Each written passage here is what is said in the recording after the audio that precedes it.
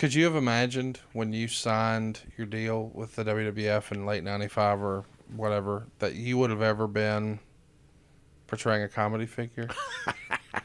Because it's so opposite Cactus Jack. Yeah, it's just, yeah. It's hard to imagine that one day you'd make sock puppets. Cactus Jack, there was a little humor.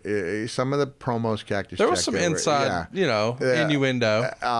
Even the birthday, the birthday party for Abdullah the Butcher. Yes. It was me and Abdullah having a birthday party for Sting. And Paul Heyman gave me the key line in here, which is, and then also I had been under, Paul was there. He was, this pre-ECW, this is 91. But we go out there with a birthday cake, and I'm going to sing "Happy Birthday" to you. And it was, the Cactus 91 Cactus Jack. I think I would argue 91. I don't know. He had a good, but 91 coming in strong there, or 95 ECW / IW Japan. They were the best versions of Cactus Jack. 91, happy. And I've got Abdullah. He's eating a cake. I believe he's eating it without utensils. Of course. Happy birthday to you. It sounds a little mankindish, but Cactus was a little mankind. Happy birthday to you. Happy birthday, dear Stinger. Happy birthday to you. So it's kind of a comedic setting, singing happy birthday. Abdullah's eating a cake, and Jim Ross goes, "That's really nice, Cactus, but it's not Sting's birthday." And I know that. Don't you think I know that? I know it. I said it's, but I missed Sting's last birthday. So it's very important that we celebrate Sting's last birthday now, because Sting's last birthday was Sting's last birthday. And so now we've made people laugh, we've cut them off, and we've somehow come across as being more diabolical and maniacal while singing a birthday song and eating a birthday cake. Freaking awesome. Which is what I loved about that type of thing. But you're right. Nobody saw the comedic... especially Mankind. He's in a dungeon. He's got a rat on him, not the good kind, and it just feels like there's no way this would ever have a comedic streak. It's so dark. Yeah. And well, anyway, here it comes. I wanted to ask though, because the reason we brought up the style of match, I know that you've already got the deal, and they know what you're doing, and they're invested. But I think before you have the match is when Cornette tells you Vince didn't like the promos. Yeah.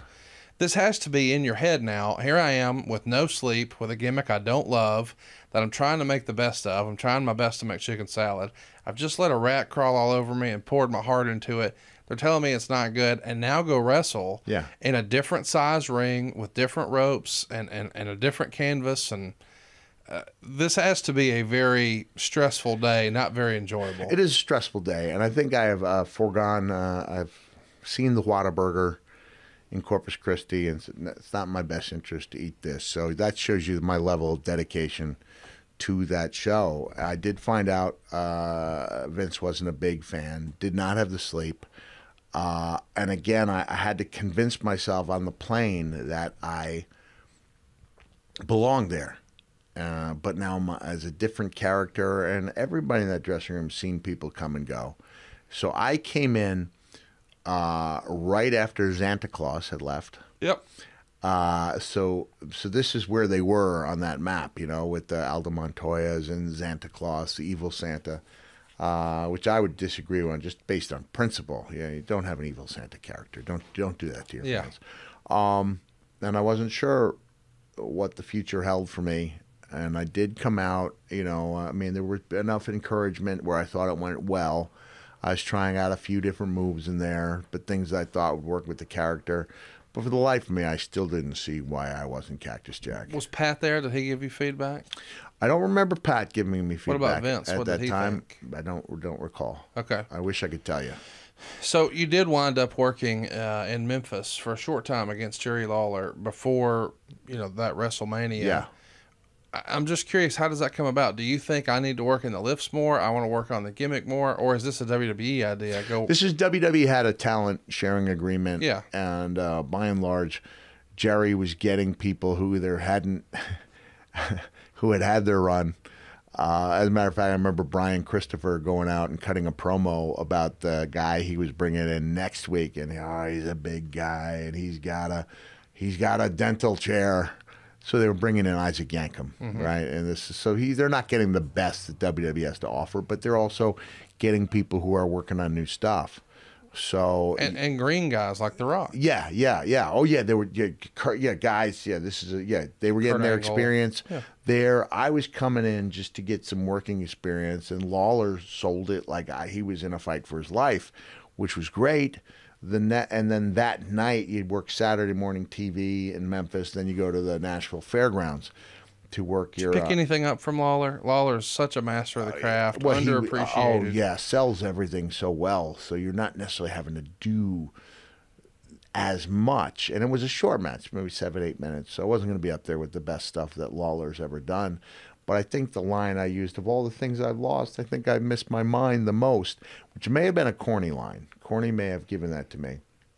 And it was that. Then that night I'm working as a babyface with Brian Christopher as my partner, and I can't remember who we're working with, but as we're going, now Brian's looking for the tag, and I start, getting caught up in what else is going on, and now the crowd's starting to plead with me to come in there, and now instead of it being a mistake I'm making because of the absence of mind, now I'm consciously choosing not to be there. So I'm finding ways for this character, I'm seeing potential for this character to work, based on the fact that he can be further out there than Cactus ever was. And it's not running through my mind that I have to find nuances to work with the bigger, because it's going to be a character that does a lot of yelling, and then he's going to come down in decibel. He's almost going to whisper.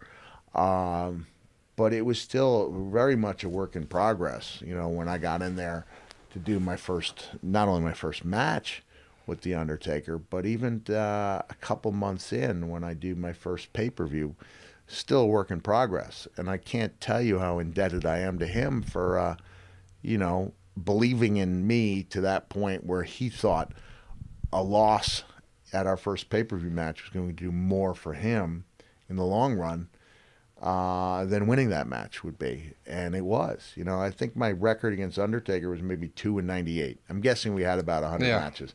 I know I only won 2 of them, but they were the ones that counted. It was that June in my first pay-per-view match, and then it was the Boiler Room Brawl. SummerSlam in August, yeah.